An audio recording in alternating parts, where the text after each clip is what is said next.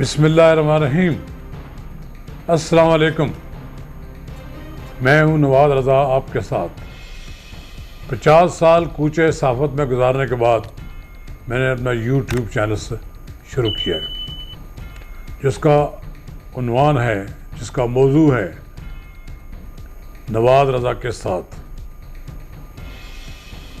اس میں سیاسی تجزیے، اہم شخصیات کے انٹرویوز اور اہم واقعات کے تجزیے پیش کیے جاتے ہیں۔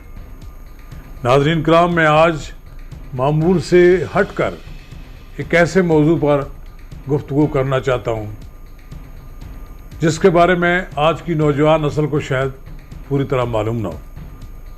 یہ 45 سال قبل کا واقعہ ہے۔ 7 ستمبر 1974 پاکستان کی سیاسی، قومی اور دینی تاریخ میں انتہائی اہمیت کا عمل ہے۔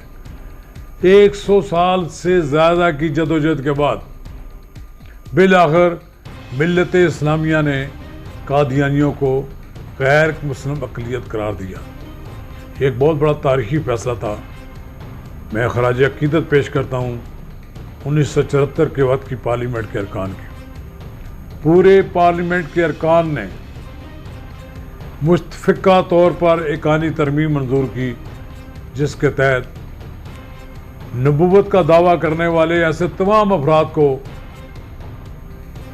غیر مسلم قرار دے دیا گیا کہ جو حضرت محمد مصطفیٰ خاتم النبیین کے بعد نبوت کا دعویٰ کرتے ہیں، کیونکہ نبی پاک صلی اللہ علیہ وسلم نے یہ بات 2 ٹوک الفاظ میں کہی ہے کہ وہ آخری نبی ہیں، ان کے بعد کوئی نبی نہیں آئے گا۔ جو دعویٰ کرے گا وہ ہم اس کو غیر مسلم تصور کریں گے۔ لہذا اس وقت کی پارلیمنٹ نے قادیانیوں کو غیر مسلم اقلیت قرار دیا۔ ذوالفقار علی بھٹو اس لحاظ سے مبارکباد کے مستحق ہیں کہ جب وہ دستخط کر رہے تھے تو انہیں معلوم تھا، تو انہوں نے کہا کہ میں اپنے موت کے پروانے پر دستخط کر رہا ہوں۔ یہ اتنا بڑا فیصلہ ہے، لیکن میں سمجھتا ہوں کہ ذوالفقار علی بھٹو نے بے پناہ سیاسی خرابیاں بھی تھیں، فسطائیت تھی، اپنے مخالفین کو برداشت نہیں کرتے تھے۔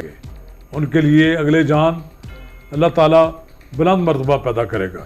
اس لیے سے میں سمجھتا ہوں کہ ذوالفقار علی بھٹو کو جن سیاستدانوں نے اس وقت سپورٹ کی وہ بھی بڑے قابل احترام ہیں، اور پھر جرأت کا مظاہرہ ذوالفقار علی بھٹو نے بھی کیا۔ پوری پارلیمنٹ نے قادیانیوں کو اقلیت قرار دیا۔ کریڈٹ وزیر اعظم کے ساتھ ساتھ اس وقت کی اپوزیشن کو جاتا ہے۔ اس ترمیم کو تبدیل کرنے کی پچھلے 45 سال میں بڑی کوششیں ہوتی رہیں، بڑی سازشیں ہوتی رہیں۔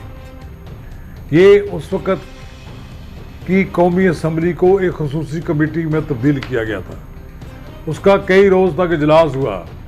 اس میں قادیانیوں کے بڑے مبلغ جو تھے وہ پیش ہوتے رہے، وہاں پر بڑی کھل کر بحث ہوئی، اور بالآخر وہ اس وقت کی جو خفیہ ہیرنگ تھی وہ اب اوپن ہو چکی ہے۔ جناب سعود سیر میرے استاد محترم نے اس پر ایک کتاب بھی لکھی ہے، اور وہ انہوں نے قومی اسمبلی کے اندر ہونے والی کارروائی کو کتابی شکل دیا ہے۔ یہ بھی ان کی ایک بڑا زندگی میں کارنامہ تھا سعود سیر صاحب کا، کہ انہوں نے اپنی زندگی میں اپنی عاقبت درست کرنے کے لیے انہوں نے نبی پاک صلی اللہ علیہ وسلم کے ختم نبوت کے دشمنوں کو بے نقاب کرنے کا ایک علم بلند کیا۔ آئین کو منسوخ کرنے کی بھی کوشش ہوتی رہیں۔ کئی بار طالع آزماؤں نے اس کو معطل بھی کیا، لیکن آئین میں سے یہ وہ شک نہیں نکالی جا سکی۔ پھر انتخابی قوانین بنے، ان انتخابی قوانین میں بڑی چالاکی کے ساتھ ختم نبوت کی اہمیت کو ختم کرنے کی کوشش کی گئی۔ انتخابی قوانین منظور کراتے ہوئے ایسی چال بازیاں کی گئیں کہ لوگوں کو سمجھ میں نہیں آیا گیا کہ حلف لینا ہے یا آپ نے اس میں عہد کرنا ہے، اس طرح کی باتیں کی گئیں۔ بین الاقوامی سطح پر بھی پاکستان پر بڑا دباؤ ڈالا جاتا رہا۔ دنیا کے جن ممالک میں بھی ہمارے قائدین جاتے رہے، وہاں پر قادیانیوں کی ریشہ دوانیوں کا یہ सिलसिला जारी रहा कि वहाँ वो प्रेशर डालते रहे। इसी तरह ये अमेरिका में इनकी सरगर्मियाँ बहुत ज़्यादा तेज़ हैं, बरतानिया में इनकी सरगर्मियाँ तेज़ हैं, इनकी जर्मनी में बहुत सरगर्मियाँ हैं। दुनिया का कोई हिस्सा ऐसा नहीं है जहाँ पर ये सरगर्मियाँ अमल ना हो। लेकिन मैं ये समझता हूँ कि आज की नस्ल को ये बात मालूम होनी चाहिए कि हमसे पहले 45 साल कब्ल के सियासतदानों ने पाकिस्तान की मिली तारीख में एक ऐसा कारनामा सर अमल ना हो। लेकिन मैं ये समझता हूँ कि आज की नस्ल को ये बात मालूम होनी चाहिए कि हमसे पहले 45 साल कब्ल के सियासतदानों ने पाकिस्तान की मिली तारीख में एक ऐसा कारनामा सरअंजाम दिया जिस ख़त्म नबूवत के नज़रिए और अक़ीदे की तहफ़्फ़ुज़ के लिए सैयद अबुल अला मौदूदी और मौलाना अब्दुल खान न्याज़ी को सज़ाए मौत का ऐलान किया गया और ख़त्म नबूवत के तहफ़्फ़ुज़ के लिए आगा शोरश कश्मीरी मरहूम ने उम्र भर जदोजहद की और बिलाखिर आगा शोरश कश्मीरी ने अपनी वफ़ात से 1 साल कबल जुल्फ़िकार अली भुट्टो से मुलाकात के दौरान उनको इस बात पर आमादा कर लिया कि जनाब भुट्टो आप ये काम कर जाएं, तारीख़ आपको हमेशा याद रखेगी। मैं जुल्फ़िकार अली भुट्टो के मद्दाओं में शामिल नहीं हूँ, लेकिन मैं जुल्फ़िकार अली भुट्टो को इस जो तारीख़ी उन्होंने काम किया है उस पर हमेशा उनको सलाम पेश करते रहूँगा, खराज अक़ीदत पेश करता रहूँगा।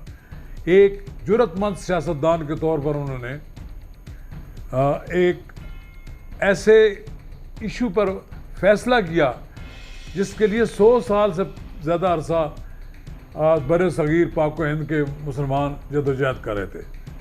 ये कोई छोटा काम नहीं है। इसलिए आज की नस्ल को ये याद होना चाहिए कि जुल्फ़िकार अली भुट्टो के जो दूसरे कारनामे उनकी पार्टी के लोग गिनवाते रहते हैं वो कोई अहमियत नहीं रखते। ये सबसे ज़्यादा अहमियत रखने वाला कारनामा उनका यही था कि उन्होंने एक ऐसा काम किया जिसको करते हुए लोग डरते थे। और ये बात दुरुस्त है कि आज भी पाकिस्तान के अंदर कादियानियों की सरगर्मियाँ खासी तेज़ हैं, लेकिन बहरहाल मुसलमान जाग रहे हैं। वो मुसलमान कि जिनका नज़रिया ये है, ये सोच रखते हैं कि नबी पाक सल्लल्लाहु अलैहि वसल्लम के बाद कोई नबी नहीं आएगा, कोई उम्मत नहीं होगी, और जो ये क्लेम करते हैं वो हम में से नहीं है। लिहाजा मैं आज 7 सितंबर 1974 के उन सियासी जर्नैलों को खराज अक़ीदत पेश करता हूँ जिन्होंने पाकिस्तान के अवाम को ख़त्म नबूवत के तहफ़्फ़ुज़ का तोहफ़ा दिया था। आज उन्हें याद हम करते हैं और इस याद में इसलिए मैं उनके लिए दुआ खैर करूँगा और उनके लिए दुआ करूँगा, अल्लाह ताला उनकी जन्नत में उनके लिए बुलंद मुकाम करे।